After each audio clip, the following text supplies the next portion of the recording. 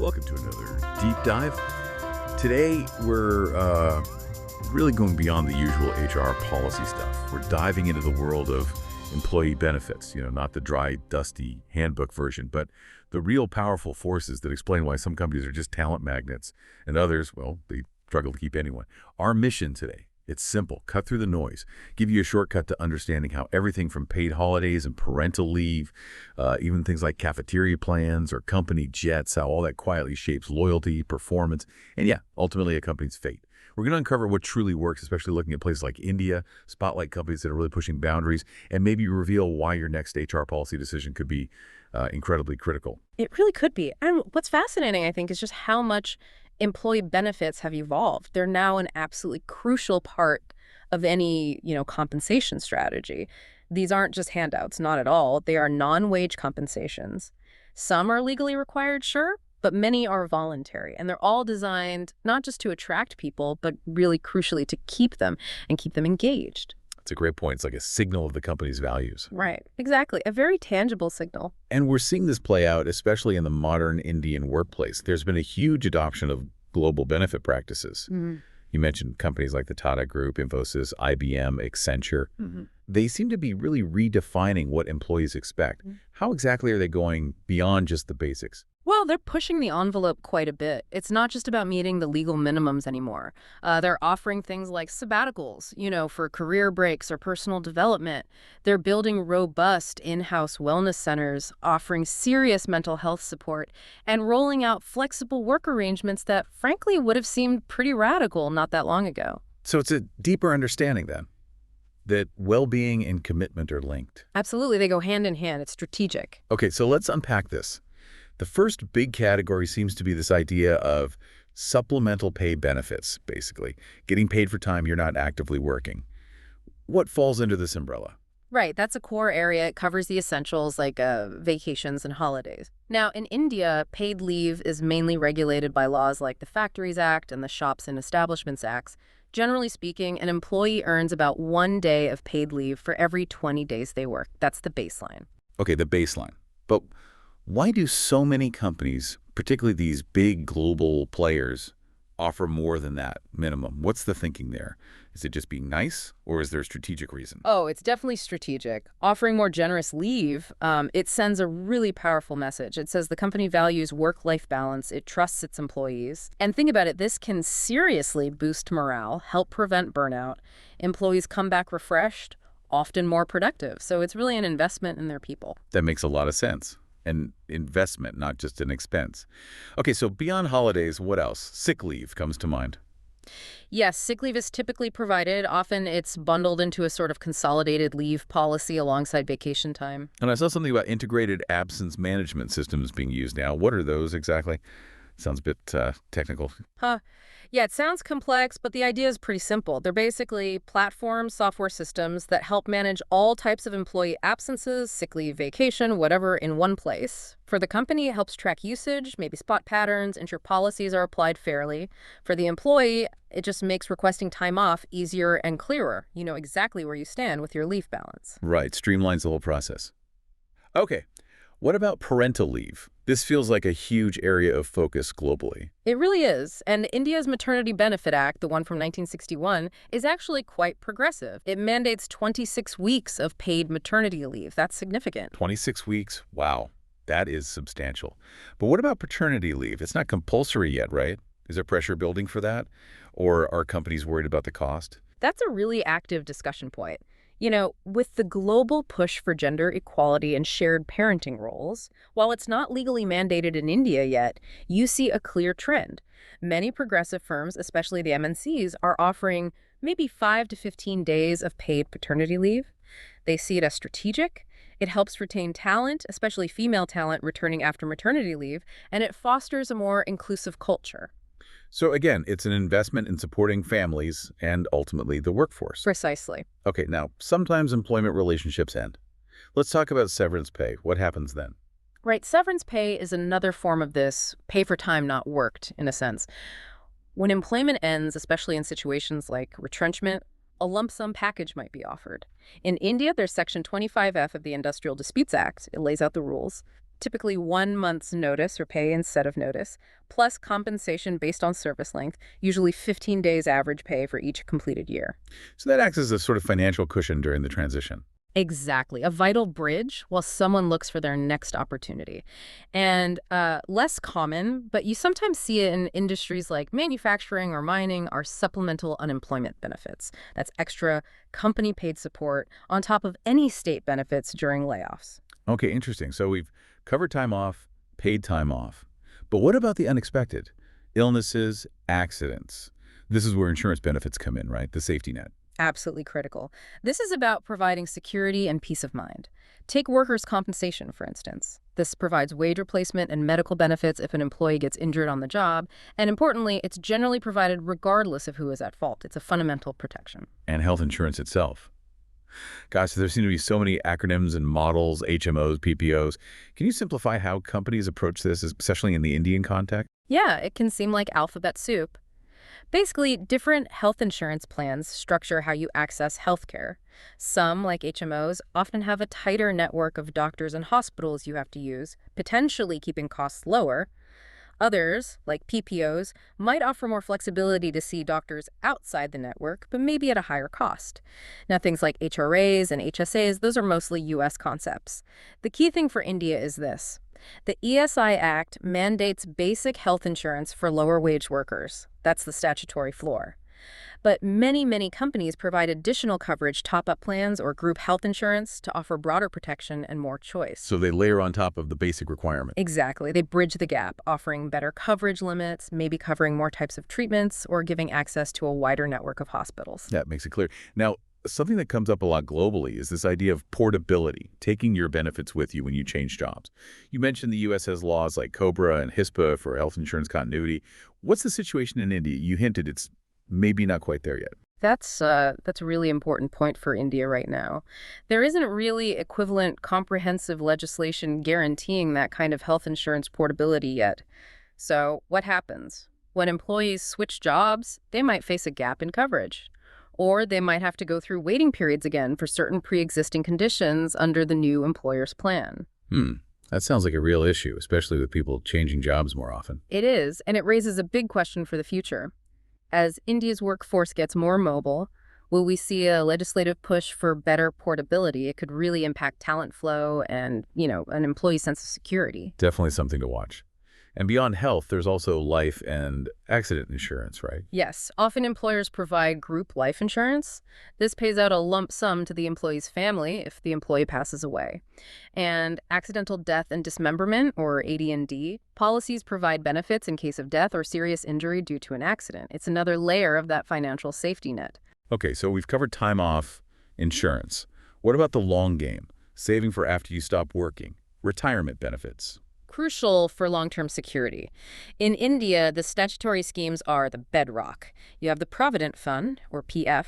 It's a defined contribution plan both employer and employee put money in, and it grows over time. Then there's gratuity. This is a lump sum payment you get after completing 5 years of continuous service with a company. It's sort of a loyalty bonus, a thank you for your contribution. And increasingly popular is the National Pension Scheme, the NPS. This is a voluntary scheme, also defined contribution, offering more flexibility and investment choices. You mentioned defined contribution a couple of times, and sometimes you hear defined benefit. Can you just quickly break down the difference for us? Sure, think of it simply like this. A defined benefit plan is the classic pension. The employer promises you a specific, predictable payout in retirement, usually based on your final salary and how long you work there. The employer bears the investment risk. Okay, predictable payout. Right. Now, a defined contribution plan, like PF or NPS, is different. The employer, and usually the employee too, commits to putting a certain amount into your retirement account regularly. But the final amount you get depends entirely on how well those investments perform. So the investment risk is more on the employee in that case. Exactly. The final pot of money isn't guaranteed. It depends on the market. Got it. That really clarifies things. And what about portability for these retirement funds? Can you take your PF or NPS easily when you switch jobs? Well, the NPS is designed for portability, which is a big plus. You can generally keep the same NPS account across different employers. The Provident Fund, historically, has faced more challenges. While things are improving with digitalization, transferring your PF balance from an old employer to a new one can still involve administrative delays and paperwork. It's often not as smooth a process. Unlike in the US, where ERISA helps protect those rights and makes portability easier. Generally, yes. ERISA provides a stronger framework in the U.S. for protecting pension rights and ensuring smoother transitions of retirement funds when people change jobs. India is moving in that direction with PF, but there's still some way to go for seamless portability. Okay. Now, benefits aren't just about money or safety nets, are they? They seem to touch on the employee's daily life, their overall quality of life. Let's talk about personal services and family-friendly benefits. Absolutely. This is where benefits get really human. Employee assistance programs, or EAPs, are a prime example. These programs offer confidential support for employees facing personal challenges, maybe emotional stress, legal worries, financial difficulties. They provide counseling, referrals, resources. It acknowledges that life happens outside of work, and supporting employees through tough times is crucial. And crucial for keeping them focused and productive when they are at work, I imagine. Definitely. And then you have that whole range of work-life balance benefits. We touched on flexible hours, but things like on-site childcare facilities or support for elder care needs, remote work options, even compressed work weeks where you work longer days for a shorter week. How important are these becoming? Are they just nice to haves, or are they strategically vital now? I'd argue they're increasingly vital. Think about retaining working parents or employees who are also caregivers for elderly relatives, or even just people with long commutes. These benefits make a tangible difference in their daily lives. Offering them signals that the company understands and supports diverse needs, it can significantly reduce turnover and boost engagement because people feel they can actually manage both work and life. Right. It's about creating an environment where people don't feel forced to choose. Precisely. Okay. Now let's shift gears a bit to the top of the pyramid. Executive Perquisite, or perks. These are the special benefits for top brass club memberships, chauffeurs, financial consulting, maybe even company housing or jets. This area seems ripe for scrutiny, doesn't it? It certainly can be. And you mentioned Infosys earlier. That situation, with questions around severance packages and jet access, really highlighted the potential pitfalls. So what are the biggest red flags? How can companies offer these high-level perks without triggering, bad press or damaging morale? Transparency is number one. Is it clear why these perks are being offered? Is there a link to performance? Governance is number two. Are there clear rules and oversight for these benefits? The red flags are secrecy, excessiveness that seems disconnected from the company's overall health or performance, and a lack of clear justification. When perks seem opaque or overly lavish, it can erode trust fast, both internally and externally. That Infosys example was a powerful lesson in why robust governance and transparency are non-negotiable here. A cautionary tale indeed. Okay, but what if we flip the script? Instead of top-down perks, what about giving employees more choice over their own benefits? Flexible benefit programs. Yes, this is a really interesting model, often called a cafeteria benefits plan. The basic idea is the employer gives each employee a certain budget, or credits. Then, the employee gets to choose from a menu of benefit options. Maybe they want more health coverage, or extra vacation days, or funds for childcare, or even contributions towards commuting or wellness programs. They tailor it to their own needs. That sounds great from an employee perspective. I get to pick what matters most to me right now. Exactly. It definitely increases satisfaction because the benefits feel more personalized and valuable.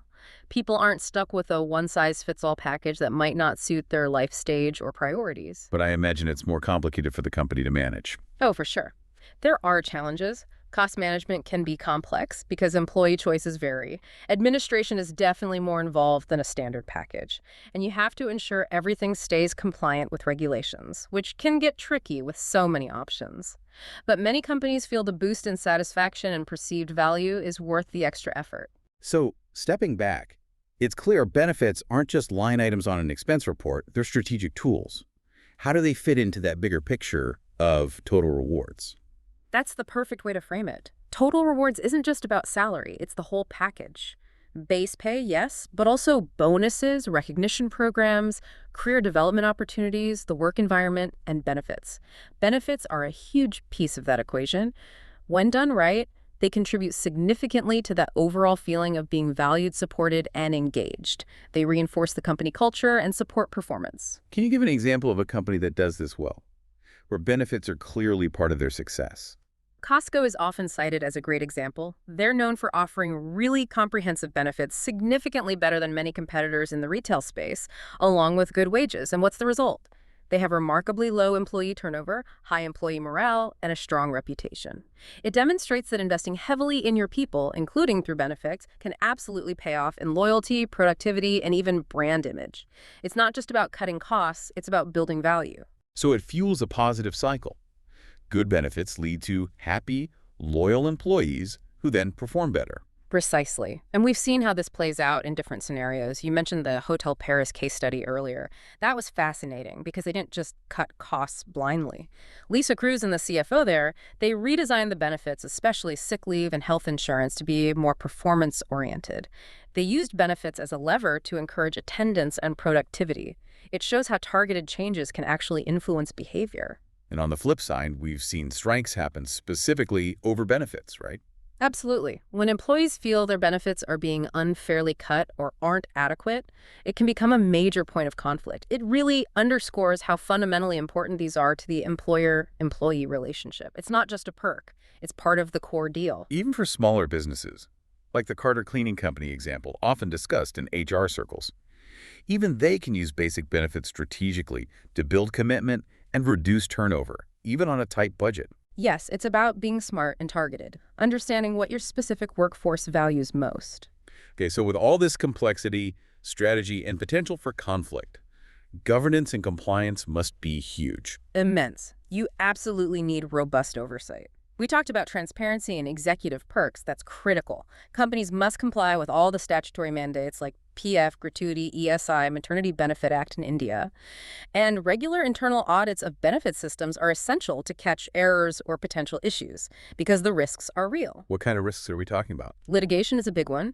Lawsuits can arise from claims of discriminatory coverage, maybe offering different benefits based on gender or age inappropriately, or non-payment of promised benefits, or even unethical practices in how benefits are administered. It's an area where companies need to be incredibly careful and proactive. Wow, okay. So much to consider. Yeah. If you had to sort of boil it all down, what's the big picture takeaway on employee benefits today? I think it's this. Employee benefits are so much more than just a support mechanism or a cost center. They are absolutely fundamental. Fundamental for attracting the right people, for keeping them engaged, and for retaining them long-term. They are a direct reflection of a company's culture, its values, how much it genuinely invests in its people. And the key to getting it right, it lies in customization, understanding what different employees need, strategic alignment, making sure benefits support business goals, transparent governance, being open and fair, and crucially, a continuous loop of feedback and adaptation. Needs change, the market changes, so benefits have to evolve too. That's a fantastic summary. It really makes you think. Which brings me to a final thought for you, our listener. We've talked about how deeply benefits reflect a company's core values and its vision for the future. So here's a question. Could understanding and strategically designing these non-wage compensations actually be the most powerful, yet maybe the most overlooked, way for any organization to really drive success and build sustainable talent? It forces you to consider the truly human side of compensation, something to ponder.